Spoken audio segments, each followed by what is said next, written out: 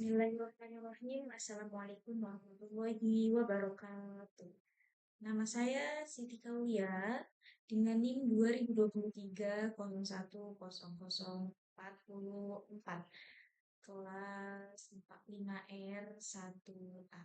Kepada yang terhormat, Bapak dosen pengampu mata kuliah Metodologi Penelitian Kuantitatif, yaitu Bapak Ari Nurdiansyah MPD. Dan teman-teman semua yang menyaksikan yang sangat saya banggakan.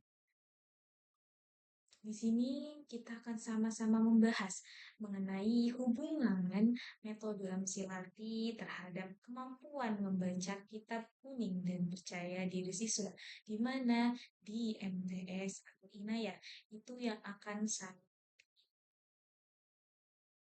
untuk menentukan apa saja latar belakangnya, bagaimana rumusan masalahnya, variabelnya, populasi sampelnya. Di sini kita sama-sama akan belajar, teman-teman. Baik, kita mulai yang pertama dari latar belakang terlebih dahulu. Pendidikan agama Islam tujuannya itu salah satu dari banyak sekali tujuannya itu untuk membentuk peserta didik yang mampu memahami dan mengamalkan dan mengembangkan nilai-nilai ajaran Islam dalam kehidupan sehari-hari tentunya. Dan salah satu aspek yang penting dalam pendidikan Islam itu salah satunya yaitu kemampuan membaca kitab kuning yang menjadi sumber utama pengetahuan keislaman klasik. Namun, teman-teman semua ya, realitasnya di lapangan menunjukkan bahwa banyak sekali siswa di madrasah yang masih mengalami kesulitan dalam membaca dan memahami kitab kuning, membaca teks Arab tanpa dengan harokat.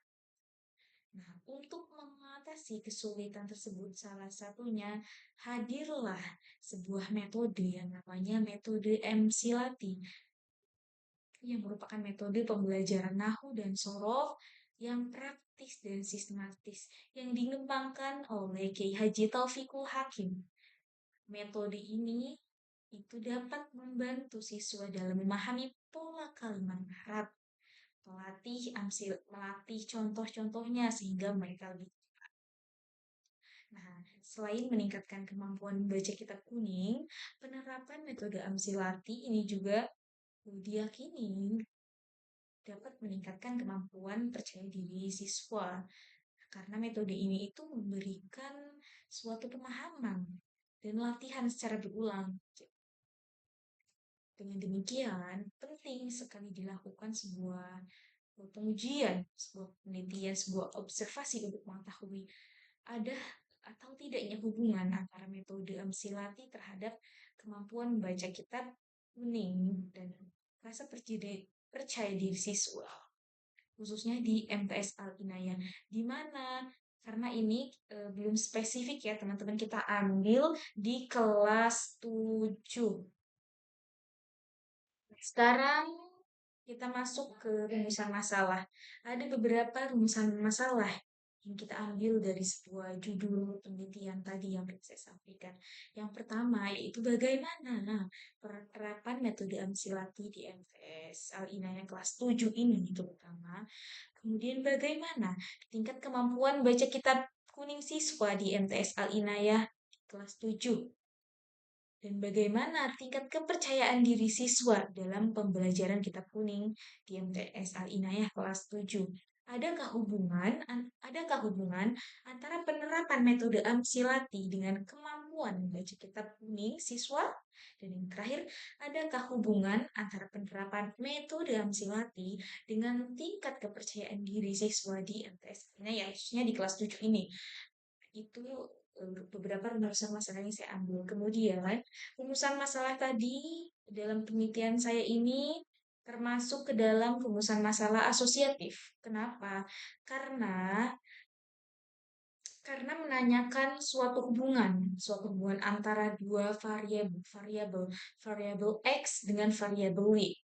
Dalam penelitian saya ini ada dua variabel. Jadi di penelitian saya ini ada antara variabel X dengan variabel Y dan ada dua variabel Y. Jadi penelitian ini itu adalah melakukan pengujian hubungan antara variabel yang sudah ada dan itulah ciri khas dari penelitian rumusan masalah asosiatif ini. Kemudian dari kategori penelitian jenis kategori penelitiannya. Penelitian saya ini termasuk ke dalam ex facto. Kenapa?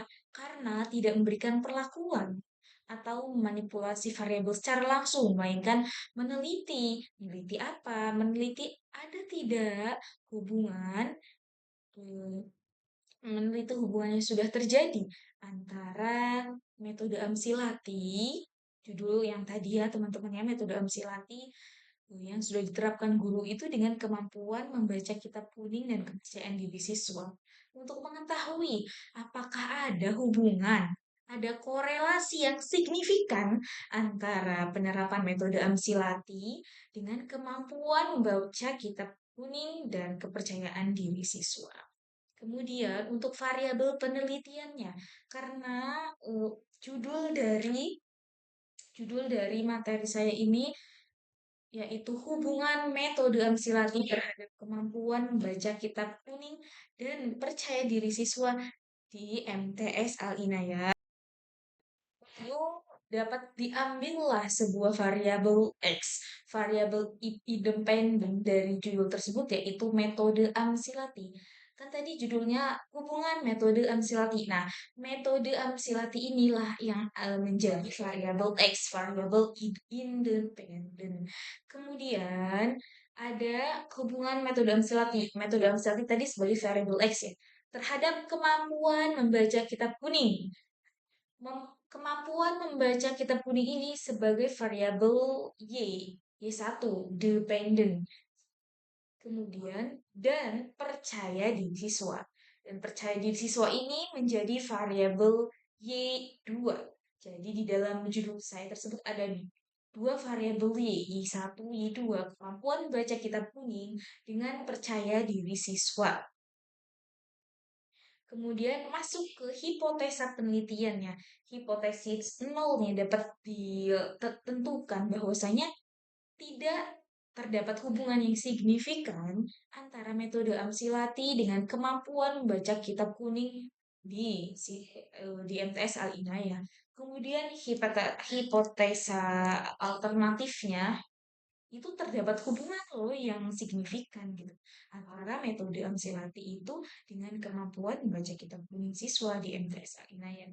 Kemudian hipotesa 02 yang kedua yaitu tidak terdapat hubungan yang signifikan antara metode Amsilati dengan rasa percaya diri siswa di MTS Al-Inayah.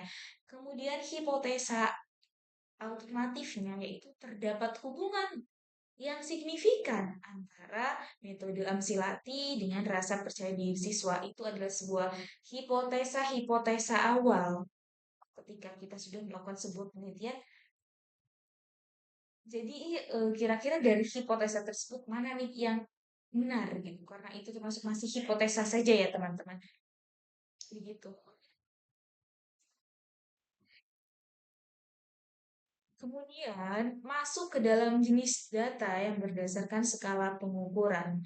Ada 5 ya teman-teman. Ada jenis data dan skala pengukuran itu ada ordinal, interval, nominal, rasio, dan rasio. Oke, di sini kita akan membahas satu-satu dari variabel X dulu. Variabel X itu variabel X itu karena tadi kita penelitian judulnya tadi yang sudah disebutkan, variabel X-nya itu metode Amsilati. Maka instrumennya itu apa? Penerapan metode, keaktifan, ke pemahaman, penggunaan pola, dan itu termasuk apa? Termasuk ke dalam skala ordinal. Karena diukurnya itu dengan bertingkat, secara bertingkat gitu teman-teman. Ada baik, sangat baik, cukup, ataupun kurang gitu. Kemudian yang kedua variabel Y1, kemampuan baca kitab kuning. Instrumen yang bisa kita eh, lihat itu dari skor hasil tes. Skor hasil tes membaca teks Arab dengan tanpa harokat. Itu termasuk ke dalam jenis interval karena dia berbentuk data dan berbentuk skor yang memiliki jarak antara nilai yang sama tapi nolnya tidak mutlak itu. Kemudian percaya diri siswa, percaya diri siswa ada instrumen yang bisa dinilai yaitu hasil angket tentang percaya diri siswa. Misalkan itu termasuk ke dalam data ordinal juga karena menggambarkan tingkat kepercayaan. Jadi bertingkat gitu, rendah, sedang, tinggi gitu. Kemudian ada jenis kelamin atau identitas dari responden. Contohnya itu laki-laki, perempuan, gitu. Itu termasuk ke dalam nominal. Kenapa? Karena hanya menunjukkan kategori tanpa tingkatan. Jadi kategori ini lo laki-laki, ini lo perempuan, gitu. Kemudian nilai rata-rata kalau jikalau digunakan itu bisa instrumen yang bisa kita nilai yaitu nilai hasil dari belajar siswa. Itu masuk ke dalam rasio, skala pengukuran rasio karena memiliki nol absolut dan dapat dapat dibandingkan secara proporsional.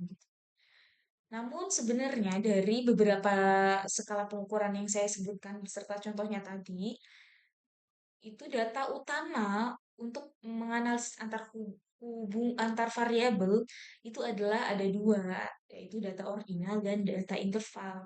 Karena keduanya itu bisa mengukur persepsi dan hasil belajar.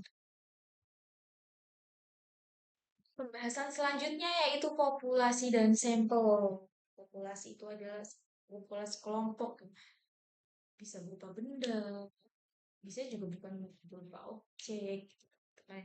Dari populasi kita ambil data ilustratifnya. Contohnya jumlah populasinya kita ambil dari beberapa kelas itu kita ada dua kelas, ada kelas 7A, 7B. Dengan 7A ini jumlah siswa laki-lakinya 15 dan siswa perempuannya 15. Berarti total keseluruhan dari kelas 7A ini 30 siswa. Kemudian 7B yang kita ambil dua kelas ya teman-teman. 7B. 7B jumlah siswa laki-laki terdapat 12 siswa dan jumlah siswi perempuan terdapat 18. Jadi keseluruhannya ada 30 siswa. Jikalau digabungkan antara kelas 7A dengan B ini, maka akan menghasilkan 60 siswa. Jadi di sini populasi yang saya ambil itu 60 siswa jumlah populasinya.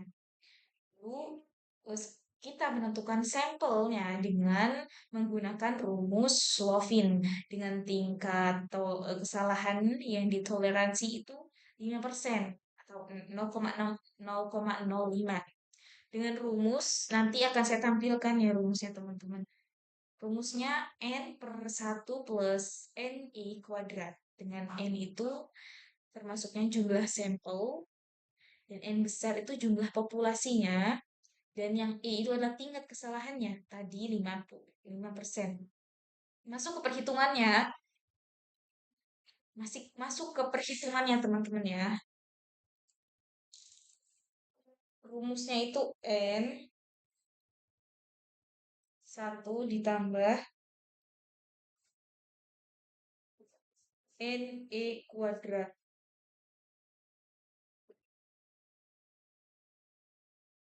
Oke, dengan ketentuan N ini berapa? N ini termasuk ke dalam jumlah populasi. Tadi jumlah populasinya 60 populasi. Kemudian 1 ditambah N. N di sini 60 karena populasinya kita memakai 60. Dan E di sini apa? Jumlah tingkat kesalahannya yaitu 0,05 kuadrat. 0,05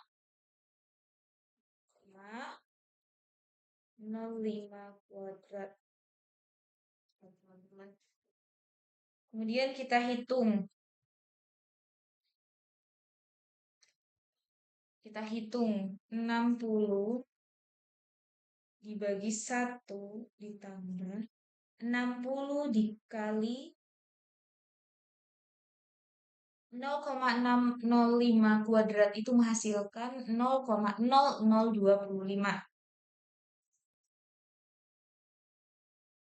0,0025. Kemudian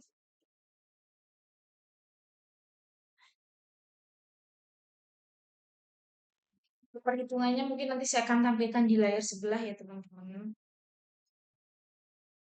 Dari setelah menggunakan rumus Slovin, setelah diperhitungkan ternyata mendapatkan hasil yaitu 52 siswa.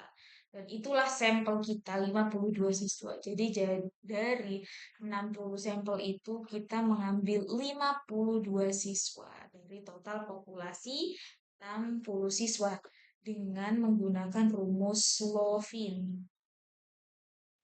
Nah, saya juga menggunakan teknik penentuan sampelnya menggunakan teknik random sampling karena tidak semua populasi saya ambil. Karena ada banyak populasi tapi yang hanya saya ambil hanya tadi 42 siswa gitu teman-teman. Sebenarnya ada banyak sekali teknik pengambilan sampel. Ada yang jikalau kurang dari 100 itu bisa diambil semua, itu termasuknya sampel jenuh. Tetapi saya memilih untuk tidak mengambil semua populasi dan hanya mengambil sebagian populasi saja. Mungkin segitu dulu teman-teman semua video dari saya semoga bermanfaat. Mohon maaf apabila ada suatu kata atau ada sebuah kekeliruan atau ada sebuah pembahasan yang masih kurang dimengerti. Mohon maaf terutama untuk Bapak dosen pengampu mata kuliah MPK yaitu Bapak Arif Nurdiansyah. Mungkin sekian video dari saya. Wassalamualaikum kurang lebihnya mohon maaf. Saya pamit undur diri. Wabillahi taufiq wal hidayah. Wassalamualaikum warahmatullahi wabarakatuh.